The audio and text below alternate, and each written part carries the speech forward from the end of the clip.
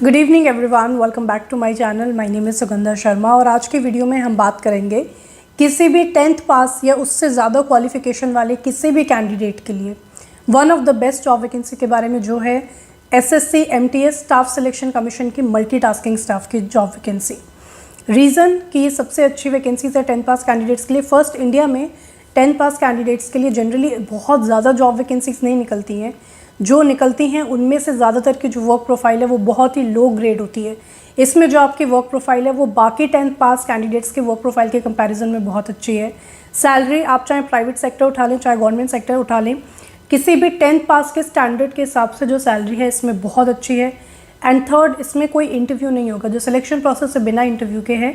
इस वीडियो को हम डिटेल में डिस्कस करते हैं। हम इस वीडियो में 8 चीज़ें डिस्कस करेंगे। सबसे पहले job profile, second important dates, third form fees, fourth eligibility criteria यानी आपकी age and qualification, fifth exam centres, sixth salary, seventh exam pattern and syllabus, and eighth जो भी अच्छी इंपॉर्टेंट बुक्स हैं जो इस एसएससी एमटीएस के एग्ज़ाम में आपकी हेल्प कर सकती है। स्टार्ट करते हैं जॉब प्रोफाइल के साथ। देखिए क्या होता है, हर साल सेंट्रल गवर्नमेंट के जितने भी डिपार्टमेंट है, बहुत सारे डिपार्टमेंट्स हैं, नारकोटिक्स है, पूरा मिनिस्ट्री ऑफ होम अफेयर्स है, एक्साइज है, कस्टम्स है, election commission and all these departments, इनमें क्या होता है बहुत सारे एम्प्लॉयज़ जो हैं वो रिटायर होते हैं और नए एम्प्लॉयज़ की ज़रूरत होती है। तो हर साल सेंट्रल गवर्नमेंट ये बोलती है कि हमें नए एम्प्लॉयज़ चाहिए, जिसके लिए सेंट्रल गवर्नमेंट ने खुद ऐसी बॉडीज़ बनाई हैं जो हर साल एग्ज़ाम कंडक्ट करती हैं अलग अलग पोस्ट पे या अलग अलग लेवल पे, हम बोल सकते हैं, एम्प्लॉयज़ को सिलेक्ट करने का। इन बॉडीज़ का काम ही ये होता है हर साल एग्ज़ाम कंडक्ट कराना और उनमें से कैंडिडेट्स को फिल्टर करके सिलेक्ट करना। ऐसी ही एक बहुत फेमस बॉडी है यूपीएससी, जो हर साल CAPF, CDS, IES, civil services examination, ये सब एग्ज़ाम कंडक्ट कराती है। सेम एक तरह की बॉडी है एसएससी। आपने एसएससी का नाम बहुत बार सुना होगा, स्टाफ सिलेक्शन कमीशन, जो बहुत सारे अलग अलग पोस्ट पे जैसे जीडी पे निकालती है, देन हायर सेकेंडरी लेवल पे निकालती है, देन सीजीएल का एग्ज़ाम कंडक्ट कराती है, and one of those exams is MTS. तो एसएससी एमटीएस का मतलब है कि एसएससी जो है स्टाफ सिलेक्शन कमीशन जो है वो हर साल एक एग्ज़ाम कंडक्ट कराता है जिसको एमटीएस बोलते हैं, जिसमें कोई भी 10th पास कैंडिडेट अप्लाई कर सकता है। वहाँ से कैंडिडेट सेलेक्ट होते हैं और ऑल ओवर इंडिया जितने भी सेंट्रल गवर्नमेंट की डिफरेंट डिपार्टमेंट्स हैं या मिनिस्ट्रीज़ हैं उनमें ये जाते हैं। आप नारकोटिक्स में जा सकते हैं, इंटेलिजेंस ब्यूरो में जा सकते हैं, आप इंटेलिजेंस ब्यूरो के अलावा जितना भी पूरा मिनिस्ट्री ऑफ होम अफेयर्स है, आप एक्साइज में जा सकते हैं। इन सब में नॉन क्लरिकल वर्क के लिए सिलेक्शन होता है। इसमें काम क्या करना होता है, देखिए जो एमटीएस का काम है वो क्लर्क वाला नहीं है, नॉन क्लरिकल वर्क है। एमटीएस का मेन काम होता है असिस्ट करना ऑफिस के काम में, यानी एक तरीके से असिस्टेंट का काम करना किसी भी ऑफिस ऑपरेशन में, किसी भी ऑफिस का जो काम चल रहा होता है उसमें। जैसे कि आके सुबह सबसे पहले सारे डिपार्टमेंट्स खोलना और सारे जो इंपॉर्टेंट डॉक्यूमेंट्स हैं जो जिस टेबल पे होने चाहिए उनको रखना, डॉक्यूमेंट का मेंटेनेंस रखना इस तरीके से कि वो ख़राब ना हो। कोई भी फाइल जो है वो एक डिपार्टमेंट से अगर दूसरे डिपार्टमेंट जानी है, मान लीजिए कोई डॉक्यूमेंट साइन होना है तो आप वो डॉक्यूमेंट लेके जाएंगे, साइन करवा के लाएंगे, उस पर्टिकुलर जगह से वापस लेकर आएंगे। या कोई फाइल या कोई पर्टिकुलर डॉक्यूमेंट्स हैं जो एक बिल्डिंग से दूसरे बिल्डिंग में जाने हैं तो उनको वहाँ पर भेजना। जो भी ऑफिस के बेसिक काम होते हैं जो भी आप फिज़िकली कर सकते हैं, फिज़िकली यानी आपको वर्कआउट नहीं करना है वहाँ पे, फिज़िकली काम करने का मतलब है जैसे स्टेपल लगाना या फैक्स करना, फ़ोटोकॉपी करना, बहुत सारी फ़ोटोकॉपीज़ हैं उनको अलग अलग फ़ाइल में लगाना। जो भी आपके सीनियर्स जो हैं उनको अपने टेबल पर बैठ के काम करते वक्त आपकी जिस भी छोटे मोटे हेल्प की ज़रूरत है, जैसे कि ये स्टेपल एंड फैक्स, फोटोकॉपी, ये सब बेसिकली एक तरीके से पूरे डॉक्यूमेंट्स को मेंटेन करना। कौन सा डॉक्यूमेंट कहाँ पे है, कोई भी आपसे मांगेगा, आपको वो डॉक्यूमेंट ले जाके उनको देना है। तो ये एक तरीके से ऑफिस काम है, ऑफिस असिस्टेंट वाला काम है। फिज़िकल लेवल पे फिज़िकली आपको फाइल वगैरह मेंटेन करनी है। शाम को जब सब चले जाते हैं सारे डॉक्यूमेंट्स को, सारे जो भी इंपॉर्टेंट चीज़ें हैं उनको उनकी जगह पे रख के लॉक करना, ये सारा एक एसएससी एमटीएस का काम होता है। ये जॉब प्रोफाइल है। अब हम देखते हैं इसकी इंपॉर्टेंट डेट्स क्या हैं, यानी ये फॉर्म कब निकले हैं, कब तक आप भर सकते हैं। तो ये फॉर्म निकले हैं 5 फरवरी को और 21 मार्च लास्ट डेट है फॉर्म फिल करने की। तो आपको जिस दिन ये वीडियो देख रहे हो उसी दिन फॉर्म फिल कर देना चाहिए, उससे ज़्यादा डिले नहीं करना चाहिए। लास्ट मोमेंट अक्सर साइट डाउन हो जाती है और फिर फॉर्म फिल करने में प्रॉब्लम आती है। टीयर 1 का जो एग्ज़ाम है, देखिए इसमें सिलेक्शन जो प्रोसेस है वो ये है कि आपके 2 एग्ज़ाम होंगे। बहुत सिंपल है। जनरली जो एसएससी के एग्ज़ाम होते हैं या किसी भी गवर्नमेंट एग्ज़ाम की आज की डेट में हम बात करें तो एक एग्ज़ाम हो रहा है, फिर उसके बाद मेंस में बहुत सारे पेपर हो रहे हैं, फिर उसके बाद इंटरव्यू हो रहा है, बहुत लंबा होता है। यहाँ बहुत सिंपल है, सिर्फ 2 पेपर हैं टोटल। एक प्री का पेपर है, एक मेंस का है, जिसको टीयर 1 एंड टीयर 2 कहते हैं। टीयर 1 में एक पेपर होगा, एक ही बार आपको जाना है। जनरली क्या होता है कि 2-3 पेपर्स होते हैं, अलग अलग डेट्स पे होते हैं या कुछ कुछ घंटे के गैप से होते हैं। यहाँ पे इतना वो कॉम्प्लिकेटेड नहीं है, सिर्फ जाना है, एक पेपर देना है, आ जाना है। टीयर 1 का एक पेपर होगा, एक पेपर टीयर 2 का होगा, जिसके बाद आपका डॉक्यूमेंटेशन होगा और इसके बाद और कोई प्रोसेस नहीं है, कोई इंटरव्यू वगैरह कुछ नहीं है इसमें। फॉर्म फीस की बात करते हैं, जनरल एंड ओबीसी कैंडिडेट्स के लिए 100 रुपीज़ फॉर्म फीस है। SC ST physically handicapped candidates के लिए और फीमेल कैंडिडेट्स के लिए 0 रुपीज़ फीस है। नंबर ऑफ वैकेंसीज इसमें ऑफिशियली गिवन नहीं है, हर साल वैसे गिवन होती हैं, इस साल गिवन नहीं है। लेकिन अगर हम पिछले साल या उससे पिछले कुछ सालों को उठा के देखें तो जनरली 8,000 से 9,000 के बीच में वैकेंसी होती हैं। तो आप 8,500 मान के चल सकते हैं, ये एवरेज काउंट है। और फॉर्म में ऐसा लिखा है कि बहुत जल्दी वैकेंसीज बताई जाएंगी। एलिजिबिलिटी क्राइटेरिया की बात करते हैं। सबसे पहले एज में 2 तरह का एज क्राइटेरिया है जो अलग अलग पोस्ट या अलग अलग डिपार्टमेंट के लिए है।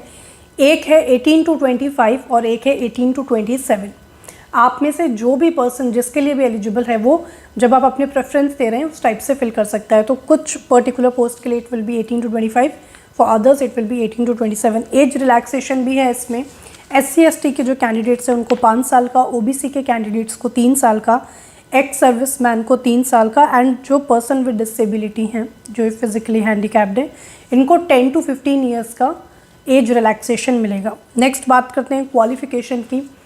एनी 10th पास कैंडिडेट, आपने 10th पास किया है, कितने भी परसेंट के साथ किया है, सप्लीमेंट्री आई थी कि नहीं, इन चीज़ों से कोई फ़र्क नहीं पड़ेगा। आप इंडिया के किसी भी स्टेट से हैं, स्टेट बोर्ड से किया है, CBSE से किया है, इर्रेस्पेक्टिव ऑफ एनीथिंग, यानी आप बस 10th पास है, सिर्फ ये मैटर करता है, बाकी no ifs and but. 10th pass qualification मांगी है वो कैंडिडेट्स के लिए अप्लाई कर सकते हैं। इसके अलावा अगर आप 12th पास भी हैं और देना चाहते हैं तो बिल्कुल अप्लाई कर सकते हैं। ग्रेजुएट भी हैं और देना चाहते हैं तो भी अप्लाई कर सकते हैं। वैसे 12th पास के लिए मैं आपको बता दूं, SSC एक अलग से एग्ज़ाम कंडक्ट करता है जिसके लिए 12th पास प्लस जिनकी क्वालिफिकेशन है, यानी जो 12th पास है मिनिमम या उससे ज़्यादा कुछ भी है, वो अप्लाई कर सकते हैं। ग्रेजुएट लेवल पे भी एक एग्ज़ाम कंडक्ट करता है, तो वो अलग से एग्ज़ाम्स हैं ही।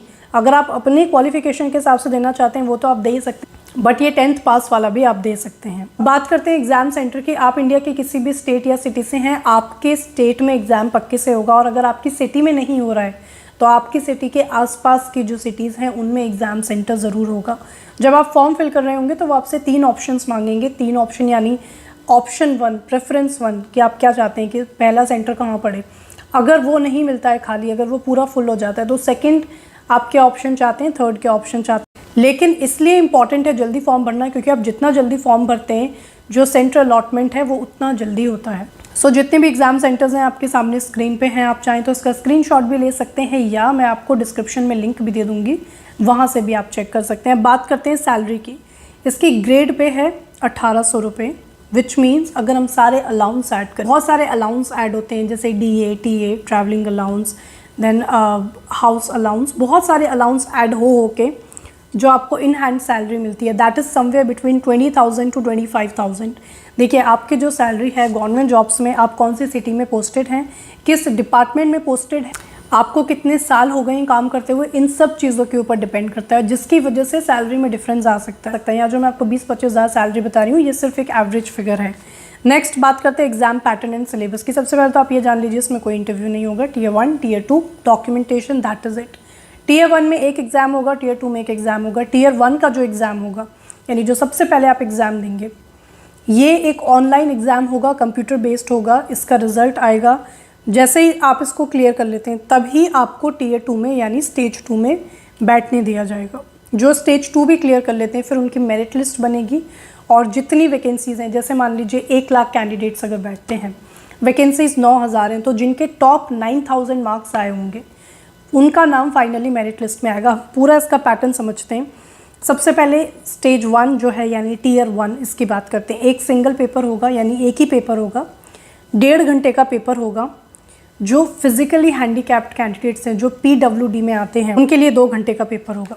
ये पेपर कंप्यूटर बेस्ड होगा, ऑनलाइन होगा और MCQ फॉर्म में होगा। जैसे कि एक क्वेश्चन पूछा जाएगा और उसके 4 ऑप्शंस गिवन होंगे, जिनमें से आपको सही ऑप्शन पिक करना है। अगर आप क्वेश्चन छोड़ देते हैं तो उसके मार्क्स नहीं मिलेंगे। सही करते हैं तो हर क्वेश्चन पे आपको 1 नंबर मिलेगा, गलत करते हैं तो 0.25 नंबर जो हैं डिडक्ट हो जाएंगे, माइनस हो जाएंगे, नेगेटिव मार्किंग होगी।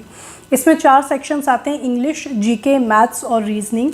25-25 क्वेश्चन हर सेक्शन से आते हैं, तो 4 sections and 25 questions from each, which means total 100 questions इसमें आते हैं और 100 मार्क्स का ये पेपर होता है। एक बार फिर से मैं आपको बता देती हूँ, इंग्लिश, जीके, मैथ्स, रीजनिंग चारों के 25 क्वेश्चन यानी 100 क्वेश्चंस, हर क्वेश्चन 1 नंबर का यानी 100 मार्क्स का, 0.25 की नेगेटिव मार्किंग होगी। और ये चारों जो सब्जेक्ट हैं, इंग्लिश, जीके, मैथ्स, रीजनिंग, एक ही पेपर के अंदर आएंगे, जिसको सॉल्व करने के लिए आपको 1.5 घंटे मिलेंगे। अब हम बात करते हैं टीयर 2 की, जो स्टेज 2 है। अगर आप स्टेज 1 क्लियर कर लेते हैं, स्टेज 1 का मैं आपको बता दूं, कट ऑफ जनरली 70 से 85-90 के बीच में जाता है 100 में से, लेकिन पेपर बहुत सिंपल आता है, इस वजह से कट ऑफ इतना हाई जाता है। इन केस पेपर डिफ़िकल्ट आ जाता है तो कट ऑफ भी कम हो जाता है। स्टेज 2 की बात करते हैं, अगेन एक सिंगल पेपर होगा, एक ही पेपर आपको देना है, डिस्क्रिप्टिव होगा ये, यानी इसमें आपको MCQ टाइप नहीं आएगा एक ऑप्शन पिक करने को, इसमें आपको ऐसे लिखना है और लेटर लिखना है, पेन एंड पेपर वाला होगा। आपको पेपर मिलेगा, उसके ऊपर आपको लिखना है। अच्छी चीज़ ये है कि आप इसको किसी भी लैंग्वेज में लिख सकते हैं, ज़रूरी नहीं है कि आपको इंग्लिश में ही लेटर लिखना आना चाहिए या इंग्लिश में ही ऐसे लिखना आना चाहिए। 30 मिनट यानी आधे घंटे का पेपर होगा ये, जो फिज़िकली डिसेबल कैंडिडेट्स हैं इनके लिए 40 मिनट का होगा। सो अगर आप इसको भी क्लियर कर लेते हैं और आपका नाम मेरिट लिस्ट में आ जाता है, डॉक्यूमेंटेशन के बाद आप फाइनली ज्वाइन कर सकते हैं। Posting all over the India कहीं पे भी आ सकती है।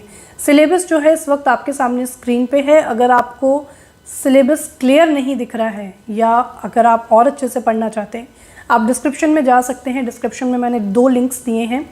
पहला लिंक है इस नोटिफिकेशन को खुद से पढ़ने का, 56 पेजेस का नोटिफिकेशन है, लेकिन आपको पूरे 56 पेजेस पढ़ने की ज़रूरत नहीं है। शुरू के 10 पेजेस के अंदर ही जो मेन पॉइंट्स हैं वो इसमें कवर हो जाएंगे। दूसरा जो लिंक है वो ऑनलाइन अप्लाई करने का लिंक है, जिस पर क्लिक करके आप डायरेक्ट ऑनलाइन अप्लाई कर सकते हैं। अब हम 8 पॉइंट पे आते हैं, कुछ इंपॉर्टेंट जो बुक्स हैं, जो भी अच्छी बुक्स हैं और जो प्रीवियस ईयर पेपर्स हैं और जो मॉक टेस्ट पेपर हो सकते हैं, इन सभी बुक्स के लिंक मैं आपको डिस्क्रिप्शन में प्रोवाइड कर रही हूँ। आप उनको भी देख सकते हैं, जो भी आपको उनमें से पसंद आए आप वो खरीद सकते हैं। So that was all about this video. Thank you very much for watching it. अगर आपको कोई भी डाउट है तो आप कमेंट्स में पूछ सकते हैं।